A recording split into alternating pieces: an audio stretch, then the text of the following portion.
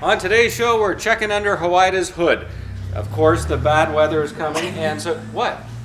What's that supposed to mean? Means we're checking under your hood. Oh, it's Bad weather's coming, and you want to make sure that your car is running fine. Can you even find the dipstick? right there. I know. Oh!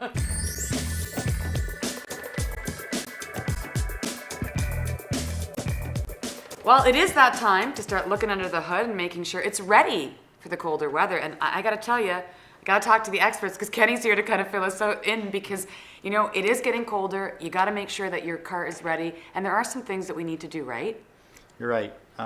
First off, I would start with a basic inspection of the car where we test your battery strength, check your antifreeze strength, make sure the car, under the hood is ready for the winter. Check the belts, the hoses, all your other fluid levels, and at that time we can see if the car's in need of anything further in the way of maybe a tune-up, spark plugs, or something that'll keep it starting better and running better for the winter.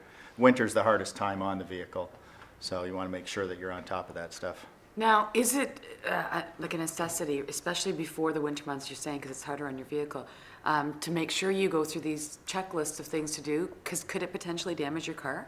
Well, certainly. Anytime that your fluids go low, your fluids are just like the lifeblood of the vehicle. They need to be maintained and changed on a regular basis. And there's the safety factor as well. There's some fluids that control your brakes and your steering, and they're pretty important. So you want to make sure everything is up to snuff that way. Okay, you're gonna hate me for this, and I'm sorry. I don't know where your fluid is on here, but if I want to check the oil, where am I looking?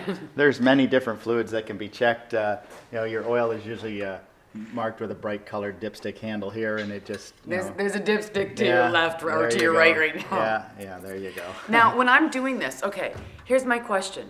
You go in, you get your oil lube filter thing done. You get the little sticker there, or your car. Some cars have it where it notifies you. Reminder, light, yeah. How essential is that to follow that? Is it within a certain amount of kilometers that you've got? Yes, it's imperative nowadays to have your oil changed right on time or close to it. You can go over the limit slightly. The limits are set to be, give you a little leeway there. But the engines are so intricate nowadays and have so many more moving parts and pieces in them that they just don't take the abuse like in the old days. Oh, really? Yeah. Okay. The parts are much smaller. The clearances are much closer, and it just doesn't take the gum and varnish from an old oil. And then routine maintenance. Everybody knows that you change your antifreeze every few years. They've gone to most vehicles have a long life antifreeze in them, and they'll go 5 years now on the antifreeze, but you still have to maintain the level of it.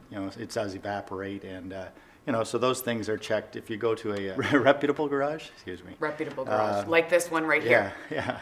All those fluids are always looked at when we change your oil on a basic service. And there's a time frame for everything. So whether it's your oil lube, there's a time frame for it. See, people are already calling to come in. There you go. Any of these things, there's a time limit. Otherwise, you're going to potentially do some damage to your car. Then you'll be in a garage like this doing a lot more than just an oil lube. Absolutely, yes. Yeah, we can prevent things from happening by staying on top of your maintenance program.